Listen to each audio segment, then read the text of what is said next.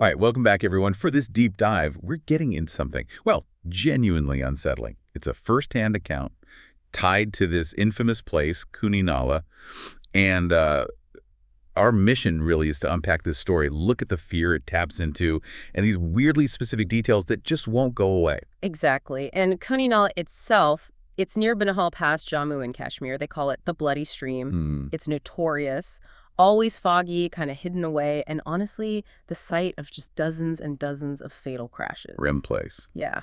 And the really strange part, survivors, they often mention seeing the same woman consistently. See, that's the bit that gets me, that consistency. It hints at something more. Yeah. So let's get into the specific story of this account. It comes from a truck driver. And he starts by saying, look, he'd been driving for 15 years, seen it all, he thought. Jungles, deserts, total silence, ghost stories, superstitions. He wasn't buying any of it, not a believer. Right, total skeptic. And he sets the scene really vividly. It's 2:1 seeing a.m. He's hauling supplies, taking a shortcut right through Khooni Nala. And the fog. He said it was like driving into a wall, headlights just vanished. Sounds intense. Totally isolated, no other cars, just his truck, this narrow road, and this faint sound of like water from the valley below. It really ramps up that sense of dread, the perfect setup for something terrifying. And that's exactly when it happened. He's peering through the fog, and bam, a figure by the roadside. A woman, soaking wet, like she just came out of the water, shivering. She's wearing a red sari, just standing there. Oh yeah, but here's where it gets properly weird. Unsettling. He said her body was completely still, didn't move an inch. But her head turned all the way around unnaturally to look right at him. Oh, just the head. Just the head. And her eyes. His description is chilling. Black as oil. Not empty, he said, but heavy. Like they'd seen everything, everyone. It's that unnatural movement, that violation of how bodies should move that hits you. Yeah, deeply creepy. So what did he do? Pure instinct. He hits the brakes, starts to slow. Uh-oh. But then, he said, something inside him just screamed, "Don't stop!" like a primal warning. So he listened. He slammed on the accelerator, floored it, just sped past her, didn't dare look back, just focused on getting away. Okay, good instinct, maybe. Maybe. But then, bang, something hit the side of the truck. Hard, he felt it, slapped the metal, once, and then again. And after the second hit, silence. Complete silence. Oh, man. So it wasn't just in his head, it physically interacted. That's what it felt like, a physical impact. Oh. And it gets worse. Oh. He waits a few moments, heart pounding probably, then he glances, instinctively at his rearview mirror. Yeah. She was there, sitting in the back of his truck. What? Inside? And the open bed of the truck, yeah, just sitting there, perfectly still, watching him in the mirror. Oh, no. No way. What did he do? Stop. Confront her. No way. He just kept driving, foot welded to the floor, said he didn't even breathe, just drove, terrified to stop, terrified to look back again, just desperate to reach the next checkpoint, some sign of civilization. I can't even imagine that fear. Just driving, knowing that is behind you. And the checkpoint. That's where things get sort of validated externally. He pulls up, engine probably still racing. The guard comes over, and the driver said the guard looked pale.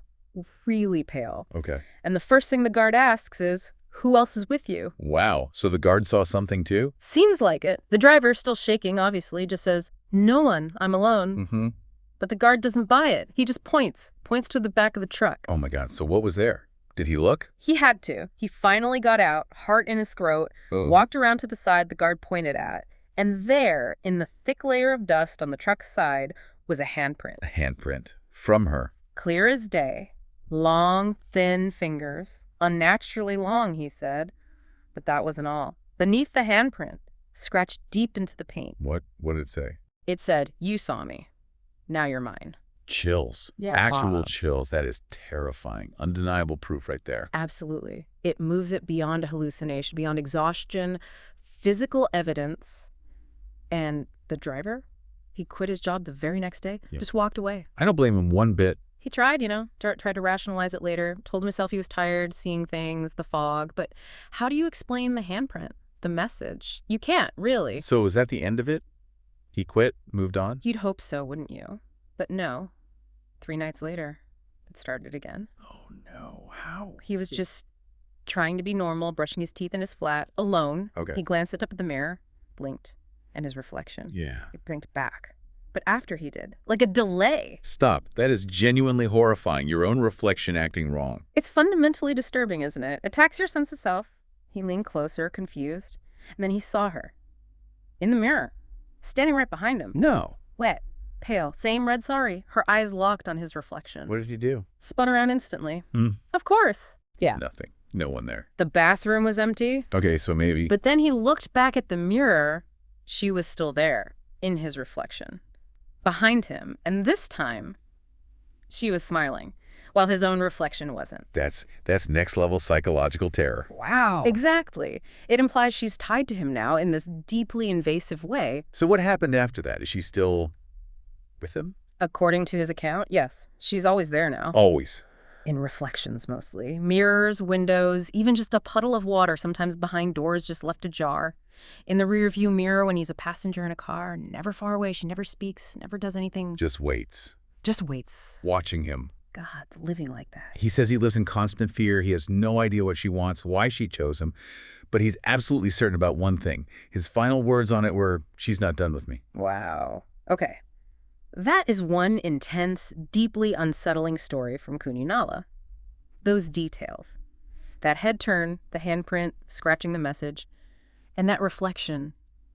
The reflection that wasn't his. That's the stuff of nightmares. It really is, and it taps into something universal, I think. Fear of the unknown, certainly, but also the fear of our own perception betraying us, how fragile reality can feel. Khooni Nala provides the backdrop, but the terror becomes intensely personal. These stories, these urban legends, they have real power, don't they? They stick with you. They make you question things. They absolutely do. And maybe that's the point. The account ends with a thought, almost a warning, directed outwards. It says, "And now that you've heard this, maybe she's not done with you either." A chilling thought to leave people with. Right. And a specific warning, too, for anyone who might travel that way. If you ever find yourself driving through Khooni Nala, don't stop, don't look back, and never, ever look into the mirror. Why the mirror? Because some reflections don't belong to you. Wow. Yeah. Definitely something to think about. We'll leave it there for this deep dive.